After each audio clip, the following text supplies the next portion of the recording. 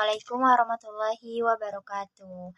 Baik, hari ini saya akan menyampaikan materi tentang strategi dakwah Rasulullah Shallallahu Alaihi Wasallam di Madinah. Nah, jadi setelah hijrah dari Mekah ke Madinah, Rasulullah Shallallahu Alaihi Wasallam menghadapi tantangan baru dalam membangun komunitas muslim dan yang solid dan mandiri.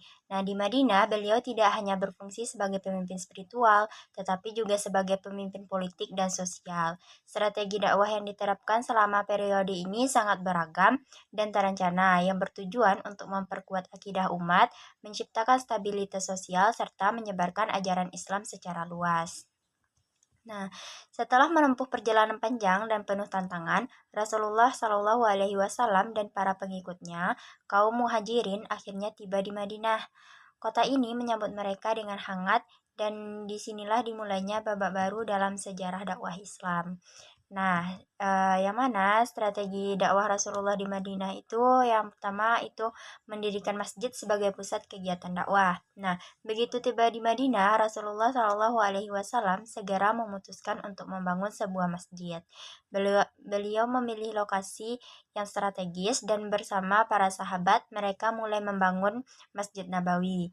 Masjid ini bukan hanya sekedar tempat untuk melaksanakan sholat, tetapi juga menjadi pusat kegiatan dakwah, pendidikan, dan sosial. Yang mana setiap hari masjid dipenuhi oleh umat Islam yang datang untuk mendengarkan pengajaran Rasulullah. Dalam masjid, beliau menjelaskan ajaran Islam, membina akidah, dan mengajarkan tata cara ibadah. Nah, strategi yang kedua yaitu menciptakan persaudaraan antara kaum muhajirin dan kaum ansar.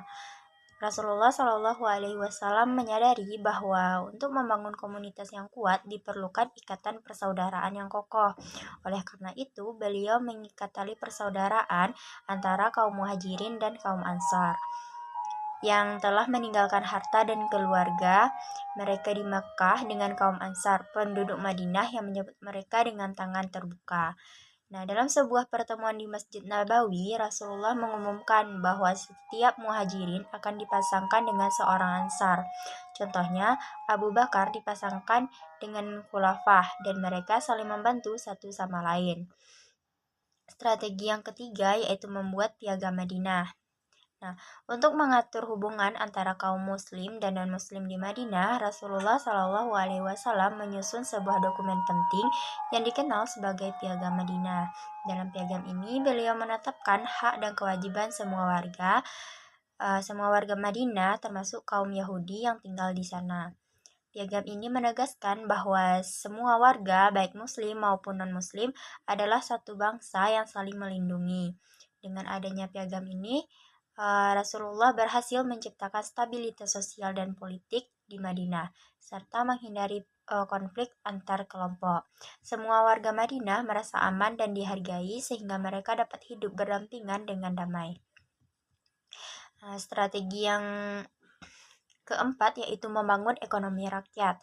Rasulullah Shallallahu Alaihi Wasallam juga memahami pentingnya ekonomi yang kuat untuk mendukung kehidupan umat Islam. Beliau mendirikan pasar di dekat Masjid Nabawi, di mana umat Islam dapat melakukan transaksi dengan adil dan transparan.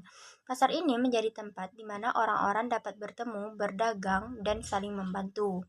Nah, di pasar, Rasulullah mengajarkan prinsip-prinsip ekonomi Islam, seperti kejujuran dalam bertransaksi dan larangan riba. Dengan membangun ekonomi yang kuat, umat Islam di Madinah menjadi mandiri dan tidak bergantung pada pihak lain. Nah, strategi yang kelima yaitu penyebaran Islam melalui dakwah. Rasulullah Shallallahu Alaihi Wasallam tidak hanya fokus pada komunitas di Madinah, tetapi juga berusaha menyebarkan ajaran Islam ke daerah-daerah lain.